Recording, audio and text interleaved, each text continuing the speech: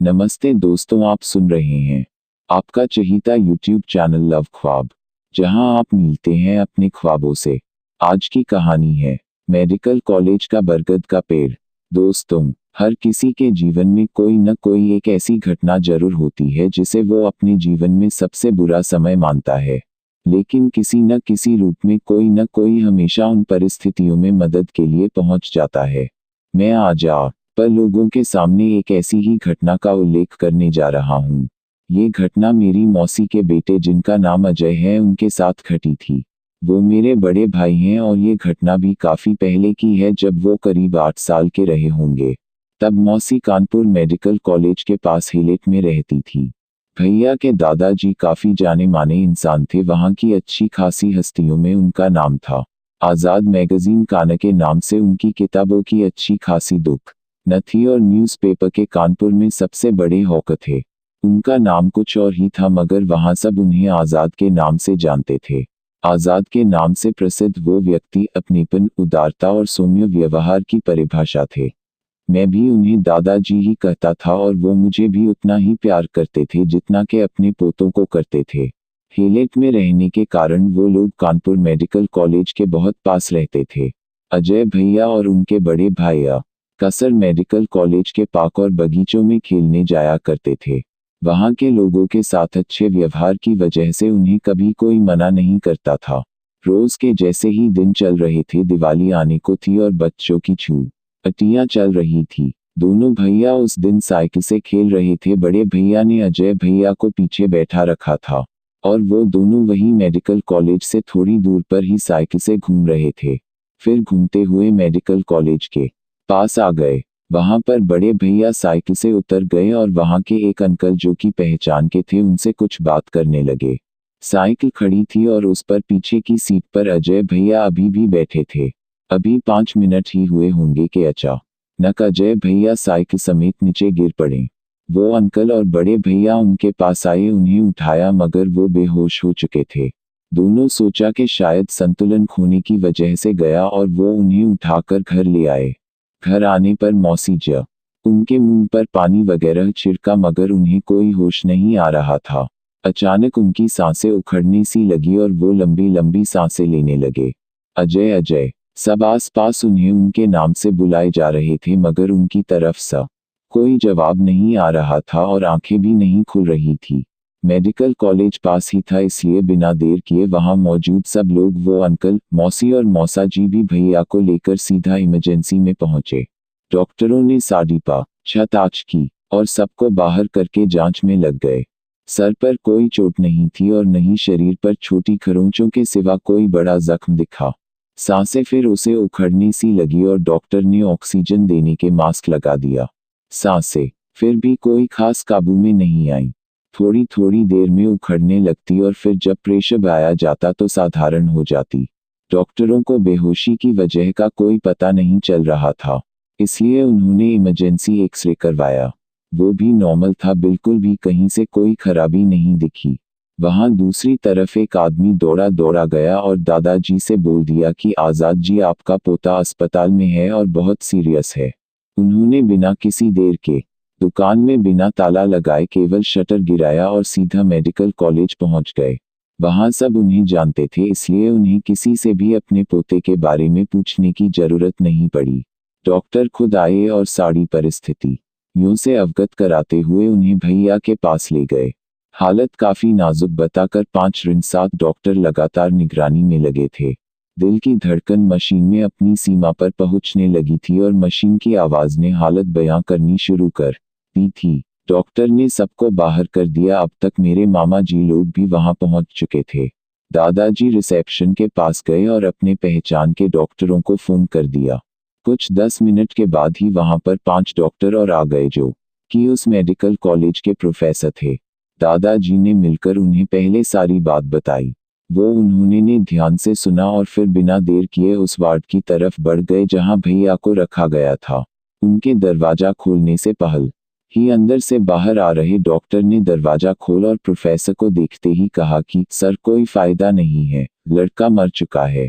हालांकि ये बात उसने धीरे से कही, लेकिन दादाजी ने ये बात सुन ली और घबरा कर तेज तेज सा रोने लगे। बाकी डॉक्टर और प्रोफेसर ने उन्हें संभाला और फिर उनमें से एक प्रोफेसर, जिन्हें सब प्रोफेसर त्यागी के नाम से जानते थे, उन्होंने खुद भैया को चेक करने को कहा और उनके साथ बाकी के 3 प्रोफेसर वार्ड में सहायक डॉक्टरों के साथ चले गए और बाहर एक प्रोफेसर अभी भी दादाजी के साथ थे और उन्हें समझा रहे थे कि प्रोफेसर को जांच करने दो, ईश्वर ने चाहा तो सब ठीक हो जाएगा।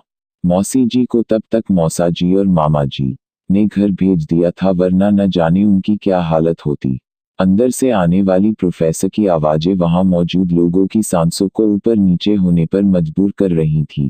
देखो धड़कन चली क्या, ठीक से यहाँ दबाव बनाओ, अब बताओ, पैरों को देखो हिलते हैं या नहीं, जान है जान है, देखो थोड़ा हिल इसका हाथ।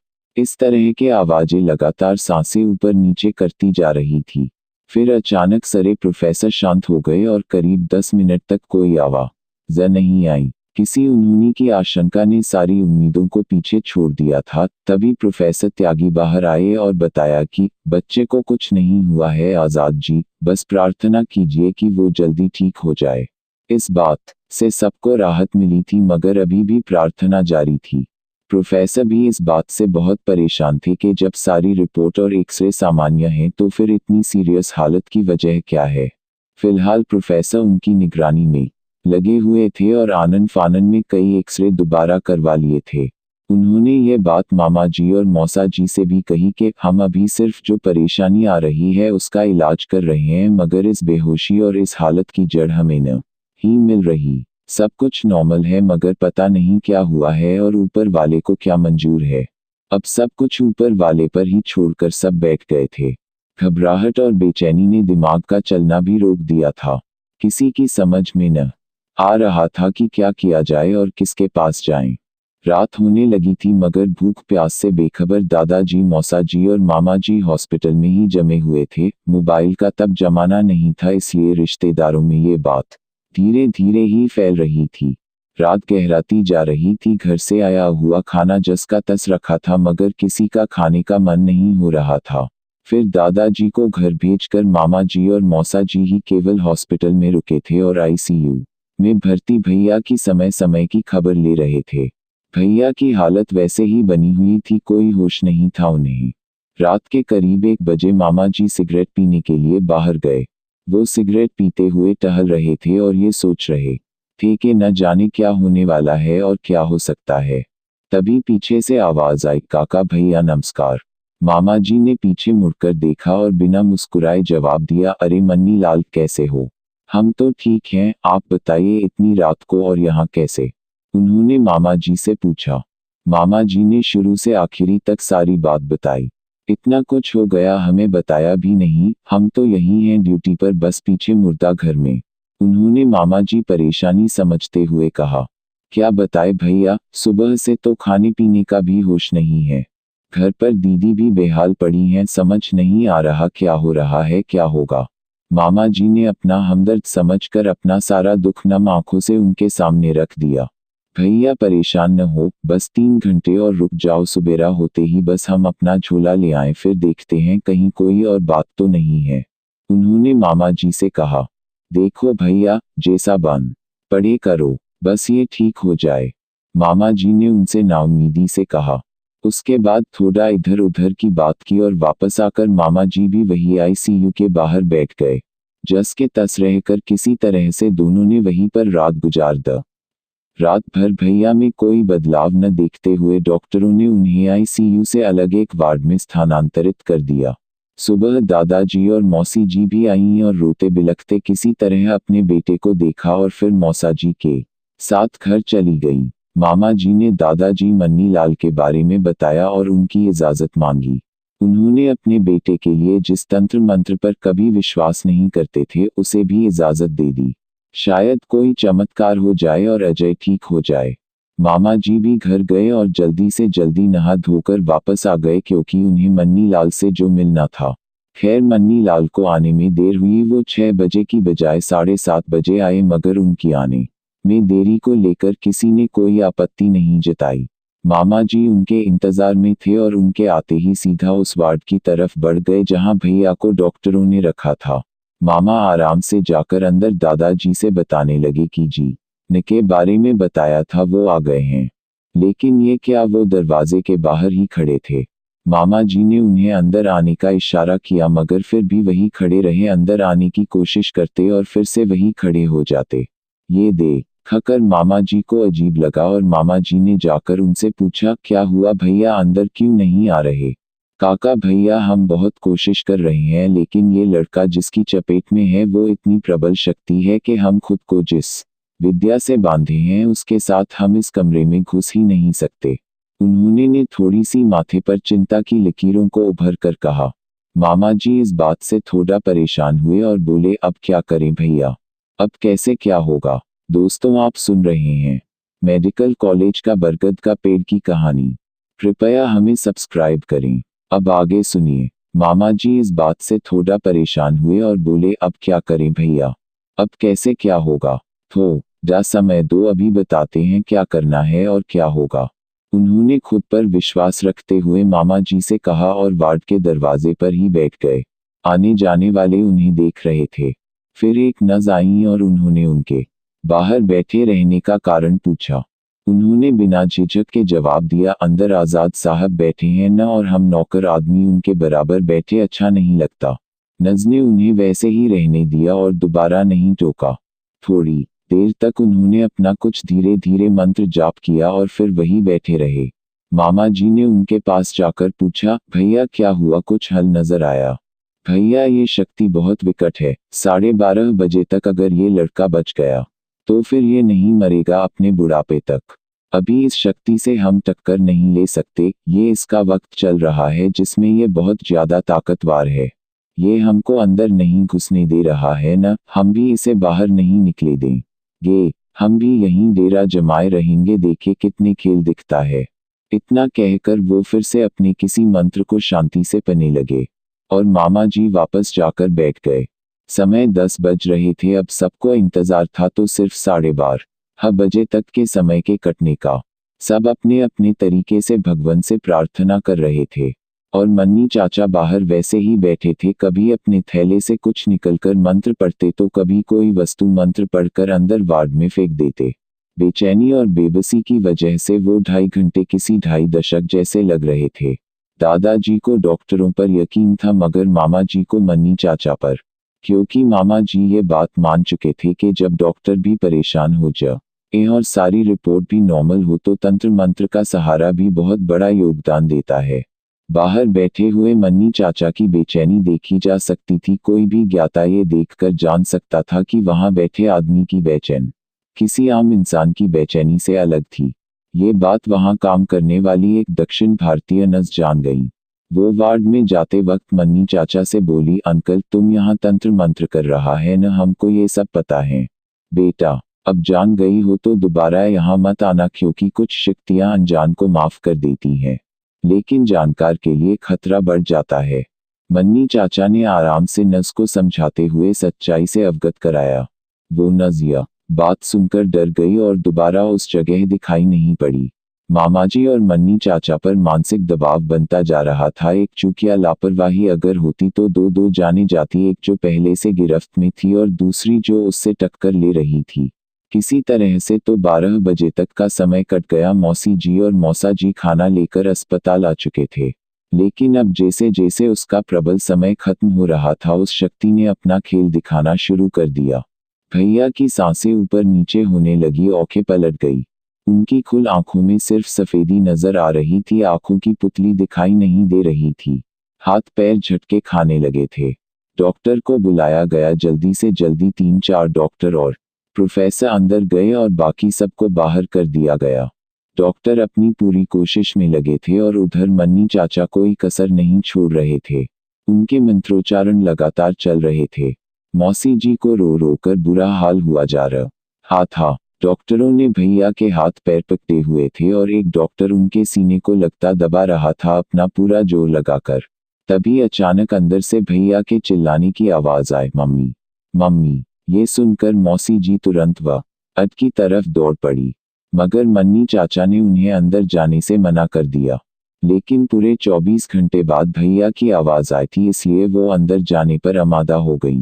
मन्नी चाचा ने मामा जी से कहकर उन्हें वहीं कर दिए और समझाया कि अगर ये अंदर चली गई फिर ये लड़का तो बच जाएगा मगर हम इनको नहीं बचा पाएंगे, क्योंकि अंदर से जो आवाज आ रही है वो छलावा है किसी और को अपना शिकार बनाने के लिए तुम्हारे परिवार से।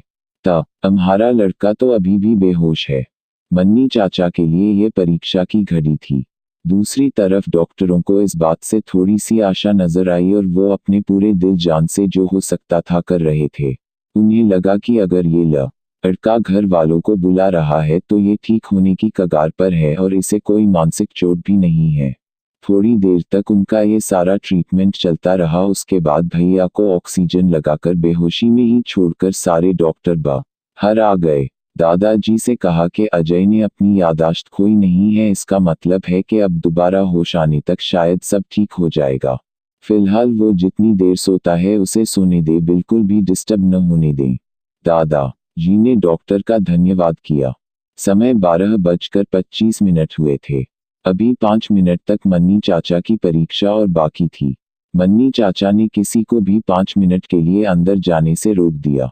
अपने थैले से कुछ राख भस्म निकली और अंदर वार्ड में फेंक दी। फिर न जाने किससे वार्ड के अंदर देखते हुए धीरे धीरे बात कर रहे थे जैसे कि अंदर कोई खड़ा हो। अगले 5 मिनट तक वो कुछ बात सी करते रहे। उसके बाद जैसे ही 12:30 बजे के आंकड़े को घड़ी ने छुआ, उन्होंने वार्ड के अंदर लपक के कुछ पकड़ा जैसे कि कोई साधारण इंसान परेशान करती हुई मक्खी को पकड़ता है।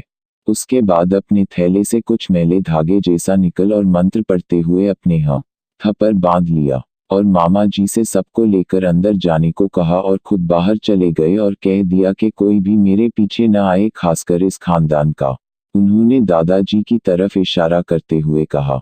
उनके ये बात सुनने के बाद सब सीधा वार्ड की तरफ दौड़ पड़े, अपने बेसुध बेटे को देखने के लिए। सबके दिल में अब एक आशा थी मगर किसी आशंका ने अभी भी सबके चेहरे के ऊपर छाया डाल रखी थी। सब बैठे सिर्फ भैया के होश में आने का इंतजार कर रहे थे। वहां से निकलने के बाद मन्नी चाचा दोबारा लौटकर अस्पताल नहीं आए मगर उन्होंने एक वार्ड के कर्मचारी से खबर भिजवा दी कि वो मामा जी से बाद में मिलेंगे। शाम तक भैया को होश आ गया और वो एकदम नॉर्मल हो गए, बस थोड़ी सी कमजोरी बता रहे थे। सबको पहचाना भी, खाना भी आराम से खाया और जब उनसे ये पूछा गया कि उन्हें हुआ क्या था तो वो सिर्फ इतना ही कहते कि मैं साइकिल से गिर गया था, इसके आगे उन्हें कुछ याद नहीं था। फिर वो घर जाने की जिद करने लगे।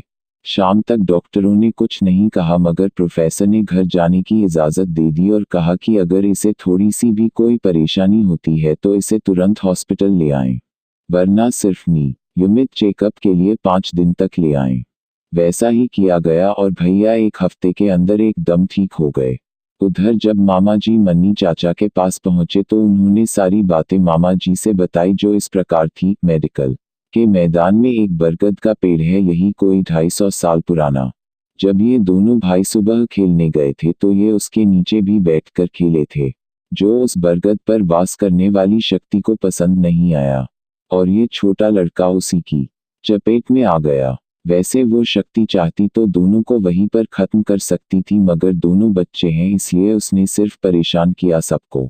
इतना ही नहीं, वो जिंदगी भर के लिए इसे परेशान करना चाहती थी। उसका असर ये हो ताकि ये अपने बुढ़ापे तक या फिर जब तक इसकी जिंदगी है तब तक उसी हाल में बेसुध पड़ा रहता, जिंदा लाश की तरह।